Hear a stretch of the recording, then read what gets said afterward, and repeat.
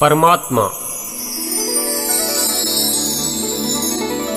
यह एक विषय है जिस पर कोई भी चर्चा करना नादानी मात्र है। परमात्मा हमारी जानकारी से बहुत ऊपर है।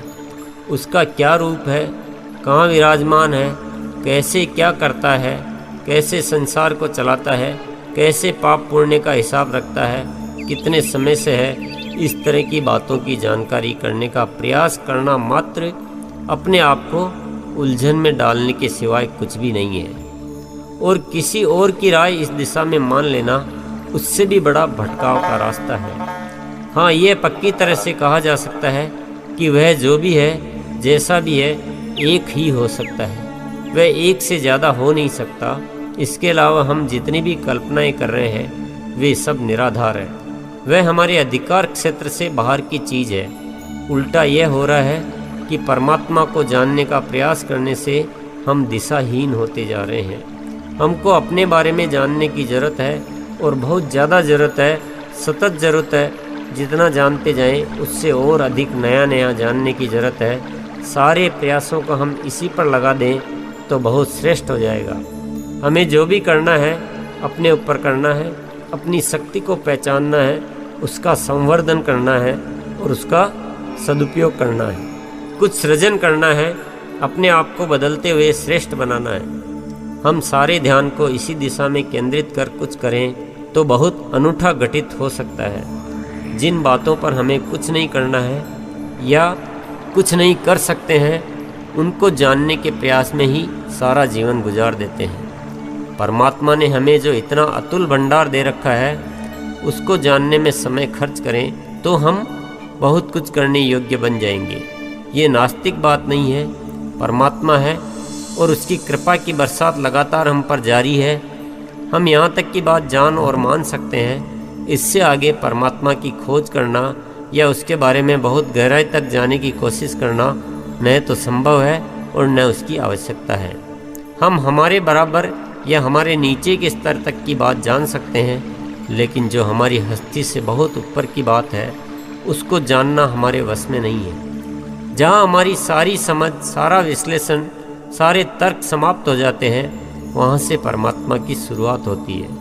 इसलिए परमात्मा के बारे में हम कहने लायक बिल्कुल भी नहीं है। फिर भी कोई इस दिशा में प्रयास करता है तो वह स्वयं को और दूसरों को मात्र धोखा देता है। परमात्मा है भी या नहीं, यह भी सवाल किसी के मन में पैदा हो सकता है। इसका भी प्रमाण तो कोई नहीं दे पाएगा, लेकिन एक बहुत दिलचस्प बात है कि जब इंसान ये मानता है कि परमात्मा है, उसकी हम पर बहुत कृपा है, हम परमात्मा के बच्चे हैं, हम केवल एक पात्र हैं जो अपना रोल कर रहे हैं, सब कुछ उसके निर्देश से चल रहा है, तो वह बड़ा आनंदित रहता है, निर्भर रहता है, निडर रहता है, निरअहंकारित रहता है। लेकिन जब जब वह इस बात को विस्मृत कर देता है, वह दुखों के साये में डूबता चला जाता है। जीवन एक बोझ लगने लगता है, अहंकार जीवन के आनंद को समाप्त करने लगता है। कोई भी ये प्रयोग करके देख सकता है। ध्यान रखें, बात यहाँ परमात्मा की हो रही है।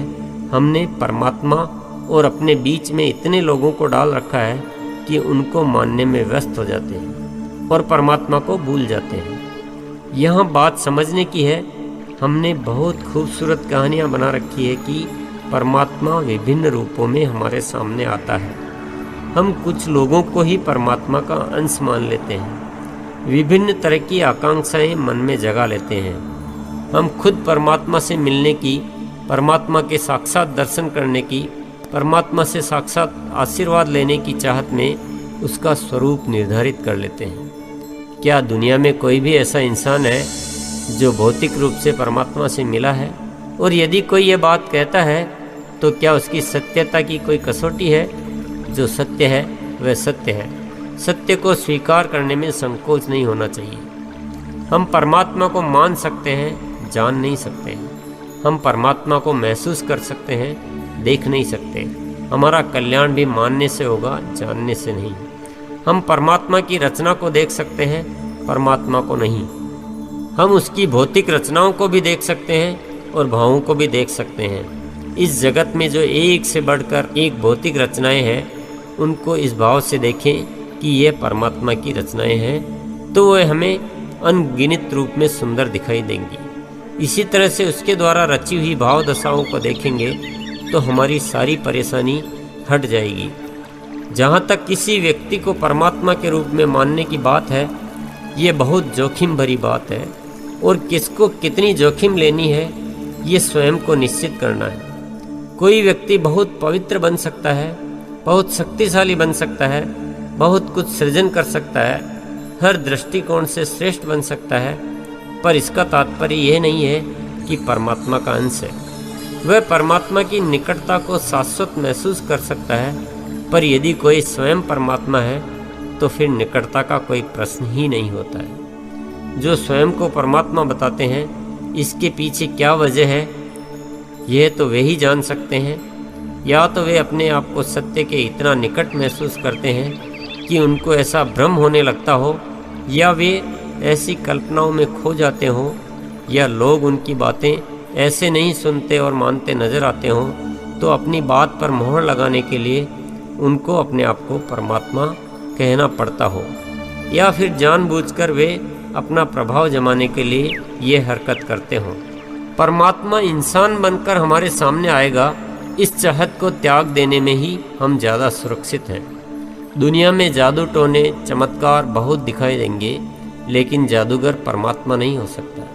यदि जादूगर परमात्मा होंगे तो दुनिया में न जाने कितने परमात्मा घूम रहे हैं।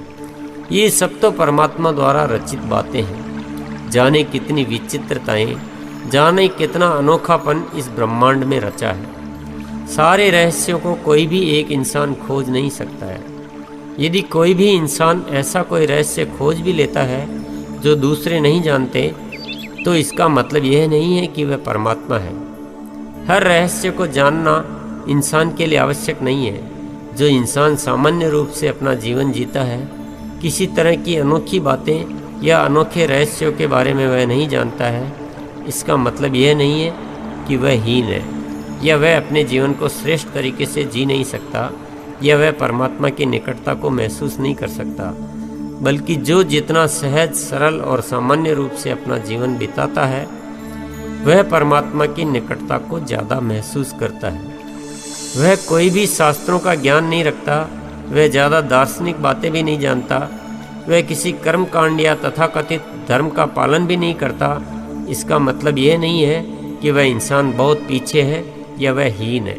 कोई भी इंसान बीच के सारे इन पेचीदा रास्तों को छोड़कर बड़ी सहजता से सीधा परमात्मा से अपना संबंध जोड़ सकता है, उसकी निकटता को महसूस कर सकता है, उसकी कृपा की बरसात को देख सकता है। ये सारी बातें दूसरों से सीखोगे तो कोई भरोसा नहीं है क्या होगा। ये स्वयं प्रयास करो, अपने तरीके से करो, तो शायद एक क्षण में ही ये बात साबित हो जाए। परमात्मा तो हम नहीं बन सकते, परमात्मा कोई भी नहीं बन सकता। कोई परमात्मा का बनने का प्रयास करेगा तो उसकी असफलता निश्चित है, और यह भी निश्चित है कि वह परमात्मा से अपने आप को दूर करता चला जाएगा। हमें कुछ विशेष बनने की आवश्यकता नहीं है। हम जितने सरल, सहज और सामान्य होते जाएंगे, उतने ही परमात्मा के पास होते जाएंगे। विश्वास नहीं होता है तो थोड़ी जांच कर लें। 10-20 लोगों का निरीक्षण करो। कुछ ऐसे लोग जो अपने आप को बहुत विशिष्ट बनाए हुए हैं और ऐसे ऐसे कर्तव्य करते हैं जो कि दूसरे नहीं कर सकते। अपने आप को विभिन्न तरह के कर्म कांडों में उलझाए रखते हैं, बहुत सारे शास्त्रों का ज्ञान रखते हैं। और कुछ ऐसे लोग जो बड़े सामान्य से होते हैं, उनमें कोई अनोखापन नहीं होता, ज़्यादा कर्मकांड भी वे नहीं कर रहे हैं। सबकी अंतिम परिणति देखो कि किसमें कितना आनंद दिखाई देता है, कितना प्रेम दिखाई देता है। शायद आपको कुछ समझने में सुविधा हो सकती है। इसका मतलब ये नहीं है कि किसी को कुछ पुरुषार्थ नहीं करना है। पुरुषार्थ किए बिना कुछ भी नहीं हो सकता, पर पुरुषार्थ जटिल बनने के लिए नहीं करना है, जटिलता को समाप्त करने के लिए करना है। पुरुषार्थ परमात्मा को जानने के लिए नहीं करना है, पुरुषार्थ परमात्मा को महसूस करने के लिए करना है, स्वयं को जानने के लिए करना है। ऊर्जा को वहाँ मत लगाओ जहाँ हमारे वश का कुछ नहीं है, बल्कि ऊर्जा को वहाँ लगाओ जिसका करना हमारे वश में है। अपने अंतर की आवाज़ को सुनने का प्रयास करो, लेकिन वह तभी होगा जब थोड़ा बाहर से सुनने से उसको मुक्त करोगे। परमात्मा तो सहज रूप से हर वक्त हर एहसास में मौजूद है। जब अपने भीतर एक पवित्र प्रेम की झलक दिखाई देगी, वह परमात्मा की निकटता है। और तुम्हें क्या चाहिए? और कहाँ तुम परमात्मा को खोज रहे हो? अपने आप से प्रेम करो, अपने शरीर से प्रेम करो, अपने आसपास की हर चीज़ से प्रेम करो, पूरे माहौल से प्रेम करो। और जो आनंद का एहसास तुम करोगे, क्या वह परमात्मा की प्राप्ति नहीं है? इससे अधिक यदि हम चाह रहे हैं तो वह हमारा लालच और तृष्णा है। हम लालच और तृष्णा के चक्कर में असली आनंद को भी भूल जाते हैं। जो हमारे पास है उसको महसूस नहीं कर पाते हैं और सिर्फ इस तरह भटकते रहते हैं जैसे रेगिस्तान में प्यासा पानी के लिए भटकता रहता है। शायद बहुत खोजने से रेगिस्तान में पानी मिल भी जाए, लेकिन भटकने वाले को परमात्मा कभी नहीं मिल सकता। परमात्मा को प्राप्त करना है तो ठहरना पड़ेगा। लालच सांसारिक वस्तु का हो या परमात्मा को पाने का, लालच हमेशा आपको परमात्मा से दूर ही लेता जाएगा। लालच में इंसान उसको याद करता है जो उसके पास नहीं है और उसको भूल जाता है जो उसके पास है। परमात्मा से कुछ मांगना भी ना समझी के अलावा कुछ नहीं है। परमात्मा ने सब कुछ आपके सामने रख छोड़ा है, जितना चाहे उठा लो। उसके लिए पुरुषार्थ तो करना पड़ेगा। हम जो हमें मिला है उसमें संतुष्ट नहीं होते हैं और कुछ न कुछ मांगते ही रहते हैं। जितना ध्यान मांगने में लगाते हैं, उतना जो मिला है उसको पहचानने में लगा दें तो निश्चित रूप से सब कुछ मिल सकता है।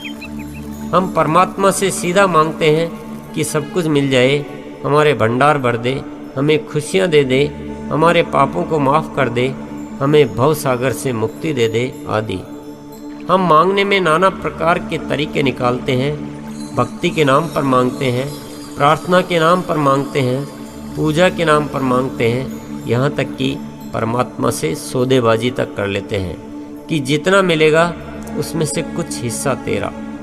नाना प्रकार के कर्म कांड इसलिए करते हैं कि परमात्मा खुश हो जाए और हमें निहाल कर दे। परमात्मा से कहते हैं कि हम दीनहीन हैं और तू बड़ा दयालु है, तू बड़ा शक्तिशाली है, हम पर कृपा कर।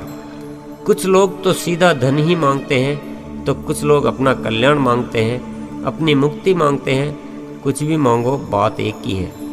मुक्ति मांगने वालों को अपने आप से खुश होने की आवश्यकता नहीं है। मांगना भिखारियों का काम है और परमात्मा ने हमें भिखारी नहीं बनाया। परमात्मा ने हमको पूरा साम्राज्य दिया है, शक्ति दी है, बुद्धि दी है, बल दिया है। पूरे संसार में प्रेम, आनंद, शांति, वैभव सबका असीमित भंडार भरा है। इनको अपने कर्मों से, अपने आचरण से, अपनी बुद्धि और बल के उपयोग से हासिल करना है। परमात्मा सीधा कभी नहीं देता है, जो भी है उसे अपने पुरुषार्थ से प्राप्त करना है। इसे यूँ समझो कि आप पिता हो, आपके 2 बच्चे हैं। एक बच्चा आपके पास आता है, आपके चरणों में गिर जाता है और कहता है, पिताजी मैं बहुत दीनहीन हूँ, मुझे आप ही सहारा दे सकते हैं, मुझे कुछ धन दे दो और मुझे आपका आशीर्वाद मिलता रहे तो मेरा जीवन पार लग जाएगा। आपका दूसरा बच्चा आता है और कहता है, पिताजी आपसे मुझे बहुत मिला है, अब मैं आपको कुछ ऐसा बनकर दिखाऊंगा कि आपको अपने बेटे पर गर्व होगा, आपके अधूरे सपने को मैं पूरा करूंगा। आप बताइए आपको कौन सा बच्चा अच्छा लगेगा? तो हमें भी परमात्मा के ऐसे बच्चे बनना चाहिए जिससे परमात्मा को कुछ अच्छा लगे। हम तो परमात्मा के सामने पहले बच्चे की तरह बन रहे हैं, तो परमात्मा भी क्या सोचता होगा? यह नहीं है कि जो परमात्मा से मांगता नहीं, जो परमात्मा को प्रसन्न नहीं करेगा, उसे कुछ नहीं मिलेगा, और जो ज़्यादा मांगेगा उसे ज़्यादा मिल जाएगा। जरा खुद ही सोचो, क्या परमात्मा ऐसा कर सकता है? परमात्मा ने तो सारी व्यवस्थाएं बहुत ही सुंदर तरीके से कर रखी है। जो होशपूर्वक पवित्र विचारों से अपना पुरुषार्थ करेगा, उसे स्वतः सब कुछ मिल जाएगा। परमात्मा ने इस दुनिया में सकारात्मक और नकारात्मक दोनों पक्ष हर जगह साथ बनाए हैं, ताकि आपको अपनी जागरूकता का, अपनी समझ का और अपने पुरुषार्थ का उपयोग हर समय करना पड़े। आप सकारात्मक को चुन लो और नकारात्मक को छोड़ दो। फूल के साथ कांटे नहीं होते तो शायद फूल को तोड़ने में न होश की ज़रूरत होती न समझ की, लेकिन कांटों के बीच से फूल तोड़ना है तो पुरुषार्थ के साथ होश और समझ दोनों चाहिए। इस पूरी दुनिया में बहुत सुंदर सुंदर फूल खिले हैं, पर वे सब कांटों के बीच है। अब समझ जाओ कि क्या करना है। परमात्मा से बैठकर ये मांगो कि हे परमात्मा, तू इन कांटों को हटा दे, या ये मांगो कि मैं कमज़ोर हूँ, मैं नादान हूँ, इसलिए मेरी सहायता कर और मुझे फूल चुनकर दे दे। तो क्या फूल मिल जाएंगे? इतना समय मांगने में खर्च करने से अच्छा है कि परमात्मा को धन्यवाद दो। हे परमात्मा, तूने कितना सुंदर जहान बनाया है, इतने सुंदर सुंदर फूल उगाए हैं और मुझे इतनी ताकत और समझ दी है कि इन फूलों को चुन सकूं। इस तरह की भावना हो तो जीवन में आत्मबल का संवर्धन होगा ही। अपने आप को भिखारी मत बनाओ, राजा बनाओ। कुछ लोग बड़े चतुर होते हैं, वे अपने लिए सीधा कभी कुछ नहीं मांगते हैं। वे परमात्मा से पूरे जगत का कल्याण मांगते हैं और अपने आप को बड़ा महान समझते हैं कि देखो मैं कितना महान कार्य कर रहा हूँ, पूरे संसार के लिए कार्य कर रहा हूँ। याद रखो, मांगने से कुछ नहीं मिलने वाला है, चाहे उसका तरीका कुछ भी हो। और कम से कम मांगने की इस ओछी हरकत को धर्म का नाम तो मत दो। इसको सुंदर सुंदर शब्दों की माला मत पहनाओ। काश इसी ऊर्जा को हमने जागरण और सत्कर्म में लगाया होता तो ये दुनिया स्वर्ग होती। जिसने कभी परमात्मा से कुछ नहीं मांगा, केवल सत्कर्म और सदाचरण किया, उसे जीवन में सुख मिला या नहीं? और जिसने परमात्मा से मांगने में अपना समय खर्च किया और कर्म व आचरण पर ध्यान नहीं दिया, क्या उसे सब कुछ मिल गया? इसकी जांच करने से सब कुछ स्पष्ट हो जाएगा। मांगने का ही एक दूसरा रूप है अपने भीतर ये सोच रखना कि परमात्मा की हम सेवा पूजा नहीं करें तो वह हमसे नाखुश हो जाएगा और हमारा सब कुछ वापस छीन लेगा। इस दृष्टिकोण से कुछ करना भी एक तरह का मांगना ही है। हम जब किसी इंसान को परमात्मा मानने लग जाते हैं और उससे कुछ मांगने लग जाते हैं तो हमारी दुर्गति होने से कोई नहीं रोक सकता। पूरी संभावना है कि वह इंसान हमारा शोषण करे। उसको तो अच्छे खासे डरपोक शिष्य मिल गए तो वह उनसे कुछ भी करवा सकता है। इसलिए इंसान कितना भी अच्छा लगे उसे इंसान ही मानो, यही समझदारी है। इसीलिए पहले ये बात स्मरण दिलाई गई थी कि इंसान को भगवान मान लेना बहुत जोखिम भरा काम है। जो हमें साकार रूप में दिखाई देता है, जो हमसे बात कर सकता है, जिससे हम मिल सकते हैं, वह सिर्फ इंसान हो सकता है। परमात्मा को साकार रूप में देखने की इच्छा मन में मत रखो। ये इच्छा ही हमें गलत रास्तों पर ले जाती है। उसको तो सिर्फ महसूस करना सीख जाओ, वह एहसास ही आपको आनंद के सागर में ले जाएगा। आपका सारा डर छिन्न भिन्न होकर बिखर जाएगा और आपकी आत्मा में अक्षुण्ण बल समाहित हो जाएगा। इंसान एक बार अपनी स्थिति को ठीक से समझ ले और अपने जीवन के मार्ग को स्फटिक मणि की तरह साफ कर ले तो हर इंसान के भीतर छिपा सृजन शक्ति का भंडार प्रकट रूप में सामने आ सकता है।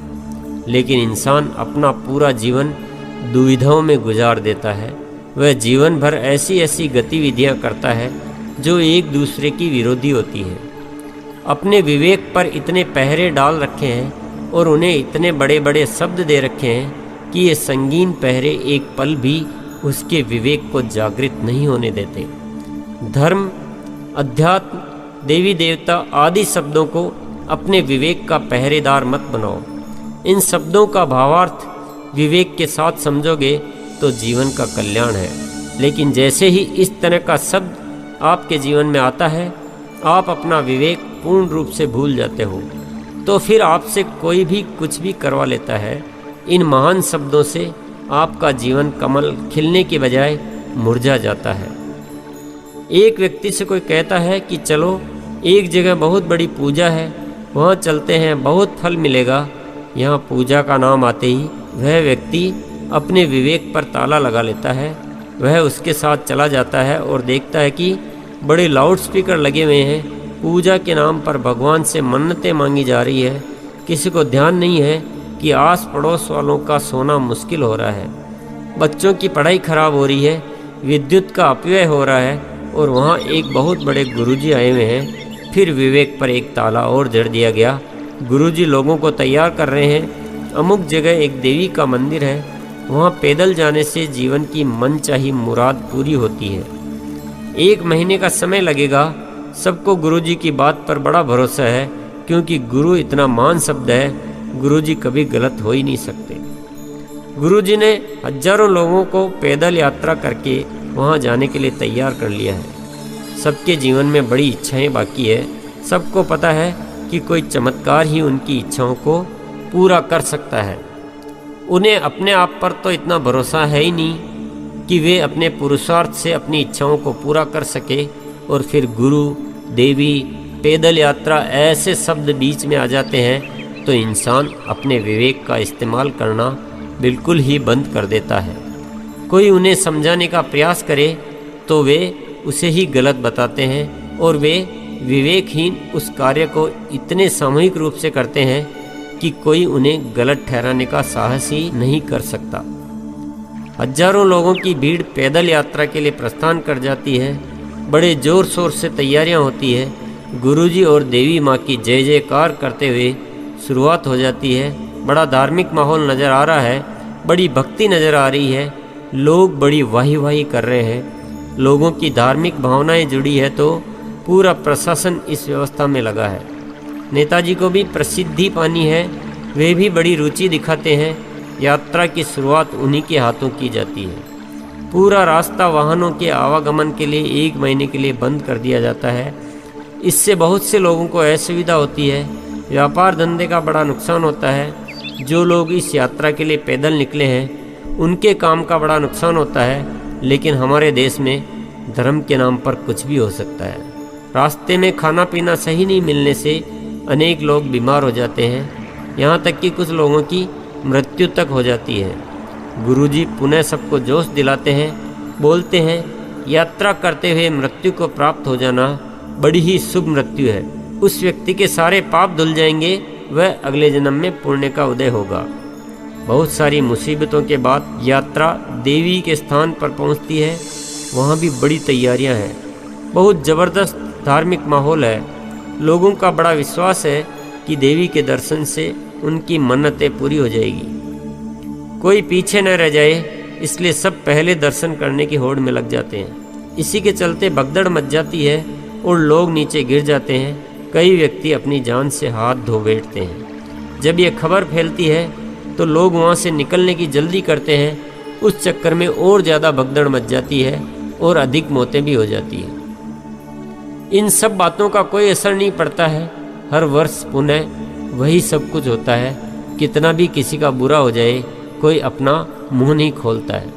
परमात्मा से सीधा नाता न रखकर बीच के लोगों का आंख बंद कर भरोसा करने से कितना भी बड़ा अनिष्ट हो सकता है। बात आती है परमात्मा को याद करने की, परमात्मा में ध्यान लगाने की या परमात्मा में मन लगाने की। इसके लिए हमें कोई आकार दे दिया जाता है, क्योंकि बिना आकार के मन किस पर स्थिर होगा। पर ध्यान रखना, ये सब आकार चित्र मनुष्य द्वारा बनाए गए हैं, ये उसकी कल्पना है। उनमें बहुत ज़्यादा उलझकर मत रह जाना। हमें ध्यान लगाने के लिए कोई सहारा चाहिए, वहाँ तक ठीक है, लेकिन जैसे ही पता चलेगा कि ये मनुष्य की कल्पना मात्र है, वहाँ भी ध्यान लगेगा ही नहीं। इसके लिए बेहतर है स्वयं की गतिविधियों पर ध्यान लगाया जाए। ऐसी बहुत सारी विधियाँ सिखाई भी जाती है और कोई भी अपनी विधि विकसित भी कर सकता है। तो क्या परमात्मा को याद करने की आवश्यकता नहीं है? याद उसको किया जाता है जो अपने पास नहीं हो, और हमारे लिए ज़्यादा बेहतर है हर पल हम ऐसा एहसास करें हम सदा परमात्मा के निकट हैं। उन्हें अलग से याद करने की आवश्यकता ही नहीं पड़नी चाहिए। हम जिस दिन परमात्मा की निकटता को महसूस करने लग जाएंगे, हमारे सारे निर्णय, हमारा सारा आचरण, हमारे सारे कृत्य स्वतः सुधर जाएंगे। परमात्मा को आकार में ढालने की कोशिश मत करना। जैसे ही आकार में ढालोगे, परमात्मा से दूरी बढ़ जाएगी। फिर उसे याद करने के लिए बहुत मशक्क़त करनी पड़ेगी। लेकिन आप यदि उस परमात्मा को महसूस करना सीख जाओगे तो वह हर पल तुम्हारे निकट रहेगा। निकट ही नहीं बल्कि वह हर पल तुम्हारे जहन में रहेगा। निकट शब्द में भी थोड़ी दूरी है, कुछ अलग अलग है, कुछ अलग होने योग्य है, लेकिन हम यदि परमात्मा के बजाय परमात्मा पर केंद्रित हो जाएं, तो निकटता की भी आवश्यकता नहीं रहेगी, हम उसी में विलीन हो जाएंगे। कुछ भी मुश्किल नहीं है, जीवन में मुश्किल कुछ भी नहीं है। यदि हम मुश्किल पैदा नहीं करें तो हम पता नहीं क्या क्या खोजते रहते हैं, कहाँ कहाँ खोजते रहते हैं, क्या क्या आकांक्षाएं पाले रहते हैं। जो सहज है उसे विस्मृत कर देते हैं, जिसके लिए कुछ करना भी नहीं है, जो हमारे ही पास है उस पर विश्वास नहीं करते। हम हमेशा ही अपने आप को दीनहीन, कुछ अधूरा समझते रहते हैं। उसे पूरा करने के लिए बाहर से जाने क्या क्या उपाय करते रहते हैं, दूसरों से कुछ न कुछ मांगते रहते हैं, हमेशा डरे हुए रहते हैं। ये सब झंझटबाजी एक बार छोड़ कर देखो, सब आकांक्षाओं को छोड़ो, सब कर्म कांडों को छोड़ो, तभी तो अपने आप को देख पाओगे। अपने आप को थोड़ा दूसरों के प्रभाव से मुक्त करो, तभी तो परमात्मा को महसूस कर पाओगे। डरना बंद करो, तभी ही तो अपनी सत्ता पर विश्वास कर पाओगे। हमें बहुत कुछ करने की बजाय बहुत कुछ करना बंद करने की ज़रूरत है। जो स्वतः हो सकता है उसे भी समझने का मौका अपने आप को दो। अपने आप को सब चेष्टाओं से मुक्त करो, तो एक परमात्मा की आवाज़ आपको महसूस होने लगेगी कि मुझे क्यों ढूंढ रहे हो, मैं तो तुम्हारे मूल स्वभाव के रूप में हर पल तुम्हारे भीतर ही मौजूद हूँ। बड़े सवाल मन में आएंगे कि हम इतने कठोर प्रयास जो जीवन भर कर रहे हैं सब व्यर्थ हैं। इतने महान महान लोग जो हमें सिखाने का प्रयास कर रहे हैं सब व्यर्थ है। हो सकता है या तो सिखाने वाले खुद दिग्भ्रमित हो रहे हैं, या प्रक्रिया आगे से आगे चलती आ रही हो, या फिर वे सिखाना कुछ चाह रहे हैं और हम सीख कुछ रहे हैं। कहीं न कहीं तो भूल हो रही है, इस भूल को सुधारना ज़रूरी है।